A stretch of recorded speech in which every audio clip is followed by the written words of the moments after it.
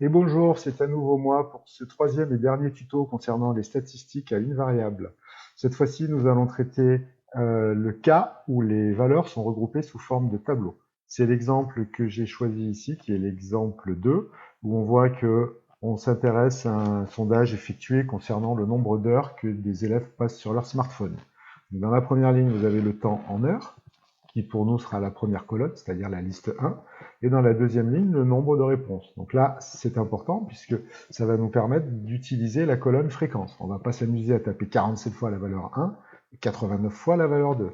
Donc en fait, on va rentrer dans la première colonne les valeurs, 1, 2, 3, 4, 5, 6, et dans la deuxième colonne les fréquences, 47, 89, 208, etc.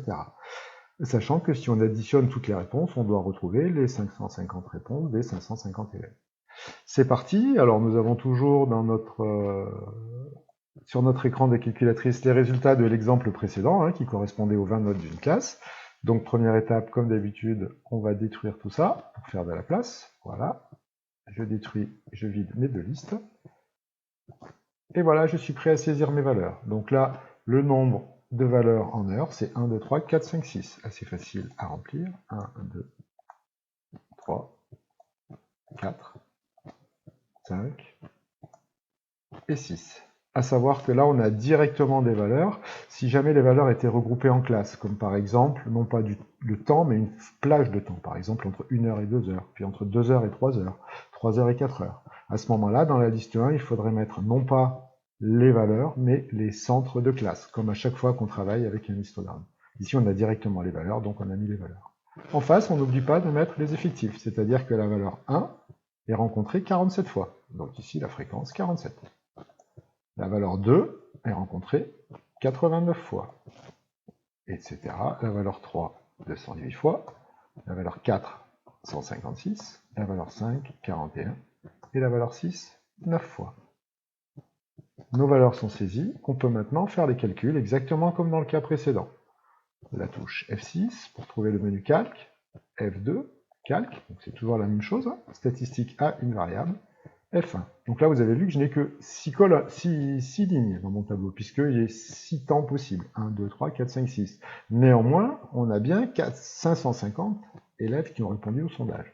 On va le retrouver quand on va faire nos calculs. F1 pour avoir les résultats. La moyenne, c'est 3,149, c'est-à-dire que le temps moyen passé sur Internet de ce groupe d'élèves est de 3,14 heures. L'écart type, toujours pareil. Important, on retrouve bien notre n est égal à 150, c'est-à-dire qu'il a bien pris en compte, pas seulement le temps en heures, mais il a bien pris en compte le nombre de réponses, puisqu'on trouve bien nos 550 réponses. Et toujours pareil, je trouve les autres indicateurs en descendant avec la flèche. Le mini, 1 heure. Le Q1 qui correspond à 3 heures, la médiane 3 heures également. Le Q3, 4 heures. Le maxi, 6 heures. Et le mode 3 heures, on n'avait pas besoin de la calculatrice pour trouver le mode, puisqu'on voit bien que la valeur la plus fréquente correspond bien à 3 heures, puisqu'on a 208 valeurs. Donc comme d'habitude, une fois que vous avez tous vos indicateurs, vous n'avez plus qu'à les utiliser pour répondre aux questions qui sont posées dans l'exercice.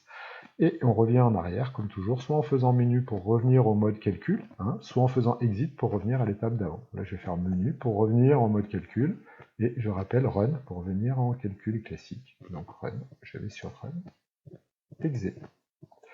Et voilà, maintenant vous êtes des spécialistes des statistiques sur la Casio, en espérant que ces tutos vous auront été utiles, et à très bientôt en classe.